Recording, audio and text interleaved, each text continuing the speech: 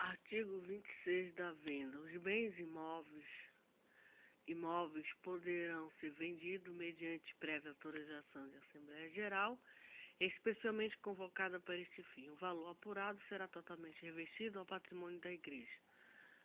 Artigo 28 da dissolução.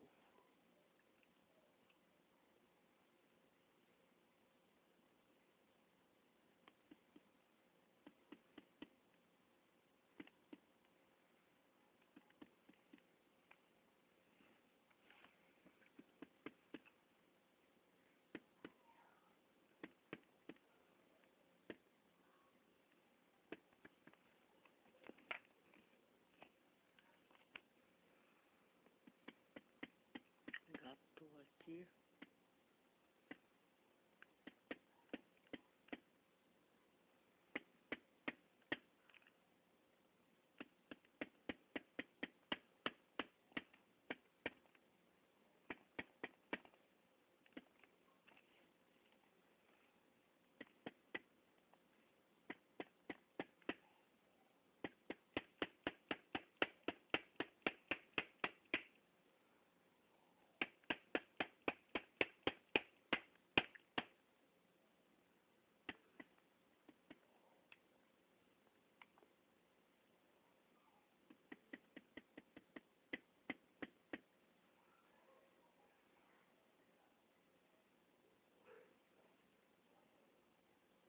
Esse cromo é terrível. Muito a desejar esse cromo.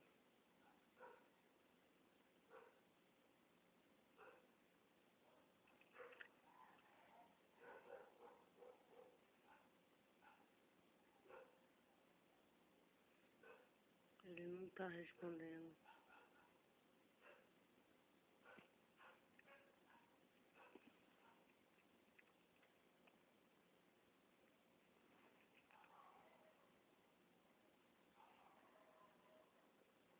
Agora respondeu.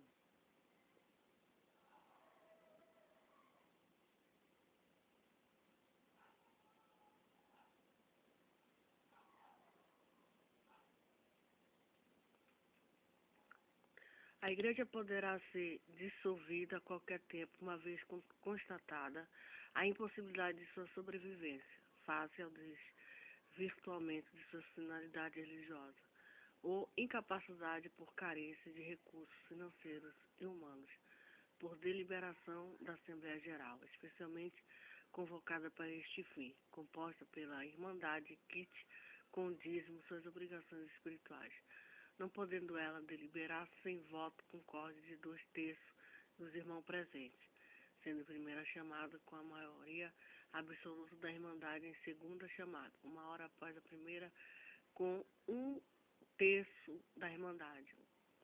O quero por este artigo é livre, sendo acima meramente enunciativo.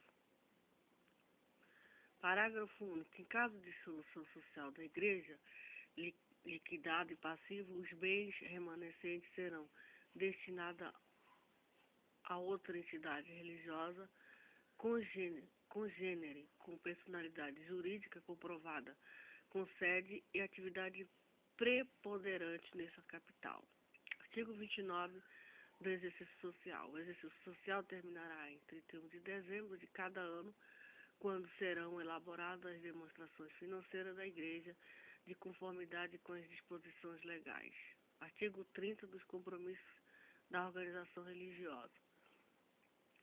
A Igreja se dedicará às suas atividades através de seus administradores fiéis e adotará a prática de gestão administrativa suficiente a coibir a obtenção de forma individual ou coletiva de benefício ou vantagem, lícita ou ilícita, de qualquer forma, ou em decorrência de participação nos processos decisórios.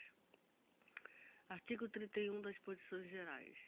A Igreja não distribui lucros, bonificações ou vantagens a administradores, membros, mantenedores, sob nenhuma forma ou pretexto. A sua renda será aplicada na Igreja em benefício de irmandade no território nacional. Artigo 32 das omissões. Os casos omissos no presente estatuto serão resolvidos pela diretoria executiva, referendado pela Assembleia Geral. Os casos São Paulo, mesma da sua aprovação, presidente e advogado, nome OAB. Modelo de Estatuto da Igreja Assembleia de Deus, capítulo 1. Denominação, seus fins, sede, duração e fórum. A Igreja Evangélica Assembleia de Deus, fundada em 1.9, conforme o Estatuto registrado sob o número 999, de 0 de setembro de 1, cartório ofício reformado 92. Tá. Serviço não registrado dos documentos dessa comarca, pessoa jurídica de direito privado de natureza religiosa sem fins econômicos, tendo por finalidade principal a propagação do Evangelho de nosso Senhor Jesus Cristo, fundamentada na Bíblia Sagrada, bem como a Constituição, manutenção de igreja, congregação, sobre o regime de filiais com as mesmas finalidades que propõe a Igreja Central de oração por tempo determinado com sede central na Rua X. A Igreja Evangélica de Deus, sediada em cidade, estado e CNPJ, número, compreende a Igreja Central e seus setores, congregação localizada nessa capital, cidade, distrito no interior do estado e de outras cidades, municípios de seus respectivos distritos, e que, porventura, no futuro venha a ser implantado novas igrejas e construído templos do mesmo ministério, fé e ordem, conforme inscrições no livro de registros filiais, fundada pela Igreja Central ou por ela recepcionada, entidade subordinada à Igreja Central. Essa instituição, suas filiais de congregação registrada pelo presente estatuto, em conformidade com a determinação legais de legislação pertinente à matéria em causa. Como finalidade secundária, propõe-se fundar e manter estabelecimentos culturais e assistenciais de cunho filantrópico sem fins econômico. Artigo 3. A Igreja Evangélica Assembleia de Deus, suas filiais, congregações por afinidade das princípios espirituais, que professam, compartilham as regras de fé e práticas doutrinárias das demais Assembleias de Deus no Brasil, reconhecida a sigla no Ministério de Convenção Regional, sigla no Ministério, sendo, entretanto, autônoma e competente para, por si mesmo, resolver qualquer questão de ordem interna ou externa, administrativa, social ou espiritual que surge em sua sede, filiais e congregações. Dita igreja, embora autônoma e soberana em suas decisões, onde for compatível de seu legítimo interesse, acatará as orientações e instruções emanadas dessas entidades convencionais especiais, tratando-se de assuntos que resguarde a manutenção dos princípios doutrinários praticados pela Assembleia de Deus no Brasil, em conformidade com a Bíblia Sagrada. Essa instituição, suas filiais, congregações, regenciar pelo presente estatuto, em conformidade com a determinação legal e legislação pertinente à matéria.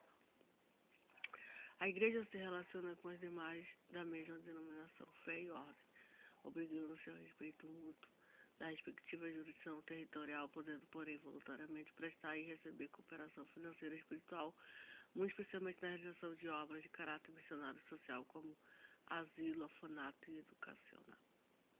Capítulo 2. Principais atividades. A Igreja, enquanto ente associativo, exerce as seguintes atividades: prega o Evangelho, discipula e batiza novos convertidos, através do seu membro prioriza a manutenção da igreja, seus cultos, cerimônia religiosa, cursos educacionais, cultura e assistência de cunho filantrópico. Promover escolas bíblicas, seminários, congressos, simpósios, cruzadas evangelísticas, encontros para casais, jovens, adolescentes, crianças, evangelismo pessoal e outras atividades espirituais. Funda instituições de assistência culturais sem fins econômicos. Capítulo 3. Os requisitos para a admissão do membro. A admissão ao quadro de membro da Igreja faz-se obedecendo os requisitos deste estatuto, mediante o conhecimento prévio das atividades e objetivos da Igreja e seus pertinentes segmento, acompanhado da declaração de aceitação das normas estatutárias em vigor firmado pelo membro, inclusive confissão expressa que tem respeito e concorda na Bíblia Sagrada como a única regra infalível de fé normativa para a vida e o caráter cristão, em um só Deus eternamente subsiste três pessoas, Pai, o Filho e o Espírito Santo, na liturgia da Igreja em suas diversas formas e práticas, sua doutrina, costume, captação de recursos, as condições expressas no artigo 8º e 9º, seus incisos, alinham-se desde o Estatuto. Capítulo 4. Dos membros, seus direitos e deveres. Artigo 6º. A Igreja terá número limitado de membros, quais são admitidos na qualidade de crente em nosso Senhor Jesus Cristo, sem discriminação de sexo, nacionalidade, cor, condição social ou política, desde que aceite voluntariamente as doutrinas e disciplinas da Igreja, com bom testemunho público, batismo em água por imersão, tendo a Bíblia Sagrada como a única regra infalível de fé, normativa para a vida e formação cristã. Artigo 7º. São direitos dos membros receber orientação e assistência espiritual, participar dos cultos e demais atividades desenvolvidas pela Igreja, tomar parte das assembleias ordinária e extraordinária, votar e ser votado, nomeado ou credenciado. São deveres dos membros cumprir o estatuto, bem como as decisões ministeriais pessoais das assembleias, contribuir voluntariamente com seus dízimos e ofertas, inclusive com bens materiais e em moeda corrente ou espécie, para as despesas gerais da Igreja, atendimentos sociais, socorro ao comprovadamente necessitado, missionários, propagação do Evangelho, empregado de serviço da Igreja, aquisição de patrimônio e suas conservações. Comparecer às assembleias quando convocados, zelar pelo patrimônio moral e material da Igreja, prestigiar a Igreja, contribuindo voluntariamente com serviço para a execução de suas atividades espirituais e seculares, rejeitar movimentos ecumênicos discrepantes dos princípios bíblicos adotados pela Igreja, frequentar a Igreja e cuidar com habitualidade, abastecer da prática de ato sexual antes do casamento extraconjugal, perderá sua condição de membro, inclusive seu cargo e função, se pertencer à diretoria ou ministério aquele que solicitar seu desligamento ou transferência para outra igreja, abandonar a igreja, não pautar sua vida conforme os preceitos bíblicos, negando os requisitos preliminares que se tratam no artigo 5º, inciso 1, 2 e 3. Não cumprir seus deveres expressos nesse estatuto e as determinações da legislação geral. Promover dissidência manifesta ou de rebelar contra a autoridade da Igreja, Ministério da Assembleia. Vier a falecer o membro que não viver de acordo com a doutrina da Bíblia Sagrada praticando. O adultério, a fornicação, a prostituição, o homossexualismo, relações sexuais com animais, homicídios, sua tentativa, o furto, o roubo, crime previsto pela lei demonstrado pela condenação em processo próprio, trânsito e júri, rebelião, feitiçaria e suas ramificações. Capítulo 5. Da procedimento disciplinar. Artigo 10. O membro acusado é assegurado o contraditório e ampla defesa com meios de recurso a ele inerente.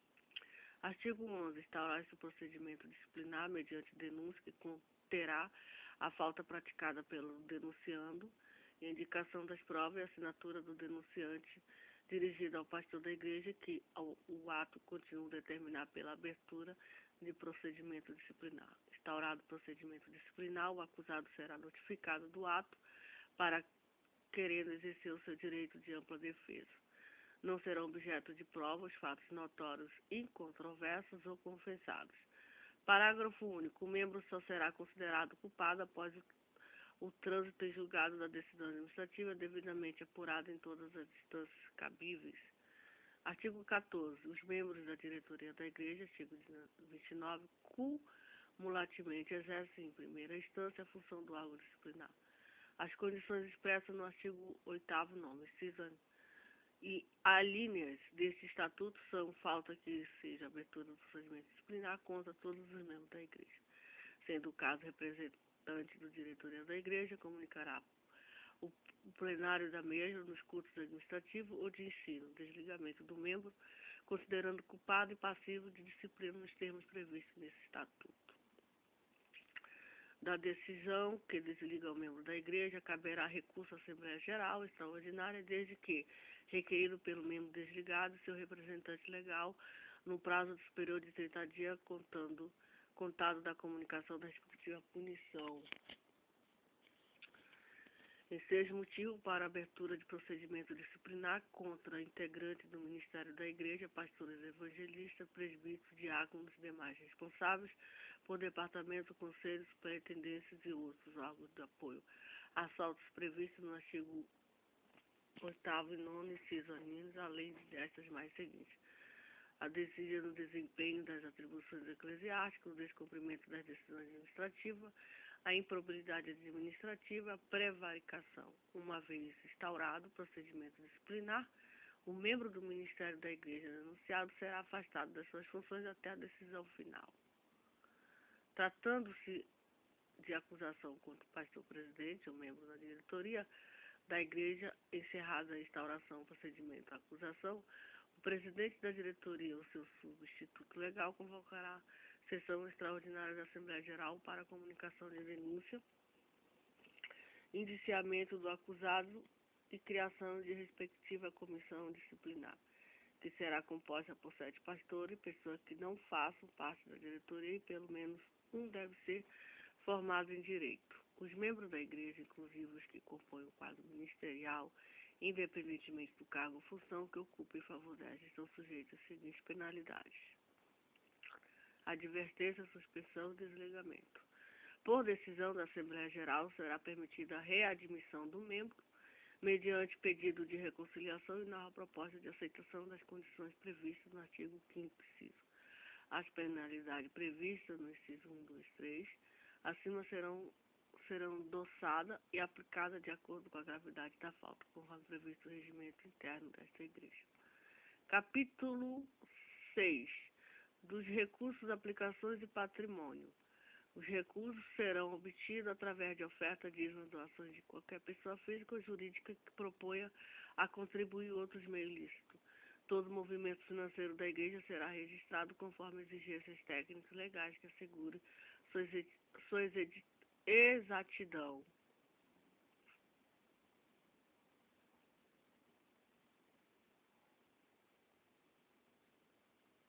E controle. O patrimônio da igreja compreende bens, imóveis, veículos, semiventes que possuam ou venham possuir na qualidade de proprietária, os quais serão em seu nome registrado e sobre os quais exercerá incondicional poder e domínio. Os recursos obtidos pela igreja e seus segmentos oficiais, conforme o disposto nesse capítulo 6, integram o patrimônio da igreja, sobre os quais seus doadores não poderão alegar ter direito sobre nenhum pretexto ou alegação.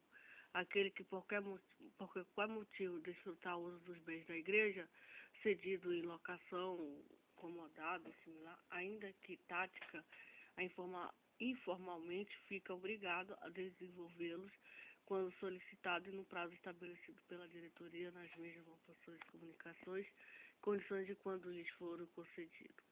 A igreja, suas filiais e congregações não responderão por dívidas contraídas por seus administradores, obreiros ou membros salvos, quando realizado com prévia autorização por escrito, no seu representante legal, seus limites de estatuto e legislação própria.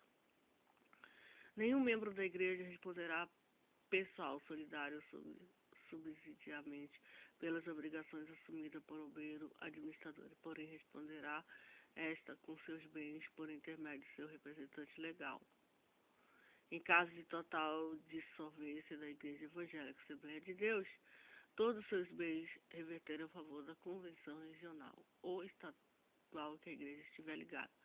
Parágrafo único. Na hipótese de uma cessão ao patrimônio da igreja, ficará com um grupo que, independentemente de seu número, permanecerá vinculado à igreja, sede a convenção regional ou estadual que a igreja estiver ligada. Capítulo 6, 7. Das assembleias. A Assembleia Geral é constituída por todos os membros da igreja que não estejam sofrendo restrições de seus direitos na forma prevista nesse estatuto. É o órgão máximo e soberano de decisões com poderes para resolver quaisquer negócios da igreja, inclusive decidir aprovar, reprovar, ratificar ou retificar os atos de interesse da igreja realizados por qualquer órgão da mesma. Suas filiais, congregações precedidas pelo pastor presidente, as deliberações serão tomadas pela maioria simples de votos, salvo disposições em contrário previstas nesse estatuto. Parágrafo único. A convocação far-se-á mediante aviso de púlpito, o edital de convocação no local do aviso, com antecedência mínima de 15 dias. Conforme a natureza do assunto a ser tratado, a Assembleia convocada poderá ser ordinária ou extraordinária. A Assembleia Geral Ordinária será realizada uma vez por ano, no mês de janeiro, para, mediante o sistema de aclamação por escrutínio secreto, promover a eleição de diretoria, exceto o pastor presidente e dos demais membros da comissão de exames de conta. Parágrafo único. Os pastores dos setores das igrejas filiadas, superintendentes da escola dominical, os responsáveis pela secretaria, Missões pelo Departamento da Igreja, assessores jurídicos de comunicação, equipes diversas serão indicados pela diretoria. Referendo da Assembleia Geral.